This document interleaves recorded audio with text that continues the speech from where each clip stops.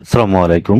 অবৈধভাবে ভারতে পালাতে গিয়ে বিজিবির হাতে গ্রেপ্তার হওয়া সাবেক বিচারপতি এএইচএম শামসুদ্দিন চৌধুরী মানিককে কারাগারে পাঠানোর নির্দেশ দিয়েছেন আদালত।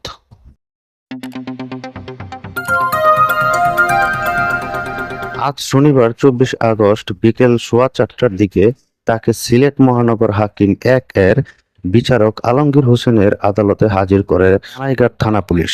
এ সময় বিক্ষোভ আইনজীবীরা তাকে নিয়ে বিক্ষোভ করতে থাকে।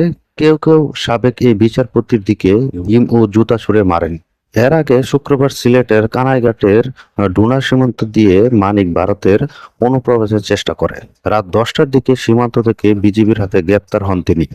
পরে মানিকের সাহায্যকারীরা মারধর করে সঙ্গে থাকা টাকা ও মোবাইল ফোন ছিনিয়ে নেওয়া হয় বলে অভিযোগ করেছেন তিনি।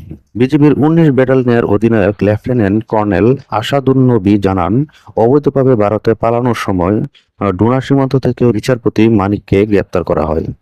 আইনি প্রক্রিয়া শেষে স্থায়ী থানায় হস্তান্তর করা হয় তাকে।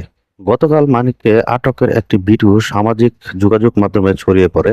সেটিতে দেখা যায় প্যান্ট ও হাফ শার্ট পরে সাবেক বিচারপতি শামসুদ্দিন চৌধুরী মানিক শুয়ে আছে কলাপাতার উপরে।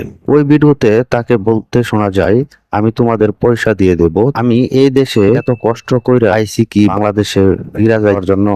অপর একটি ভিডিওতে দেখা যায় মানিকের গলায় একটি গামছা, সেটা ধরে রেখেছেন একজন। তাকে প্রশ্ন করেন, আপনি ইন্ডিয়া পালাচ্ছিলেন কেন? উত্তরে শামসুদ্দিন চৌধুরী মানিক বলেন, ভয়ে পালাচ্ছি। কার ভয়ে? এই প্রশ্নে তিনি বলেন, প্রশাসনের ভয়ে। এরপর শামসুদ্দিন চৌধুরী মানিকের কাছে জানতে চাওয়া হয়, আটক করার সময় তার সঙ্গে কি কি ছিল। উত্তরে তিনি বলেন, তার সাথে ছিল ব্রিটিশ পাসপোর্ট, বাংলা পাসপোর্ট, টাকা আর কয়েকটি ডেবিট ও ক্রেডিট কার্ড। বাংলাদেশে বর্তমান পরিস্থিতি জানতে আমাদের চ্যানেলটি সাবস্ক্রাইব করে রাখুন এবং পাশে থাকা বেল আইকনটি বাজিয়ে দিন।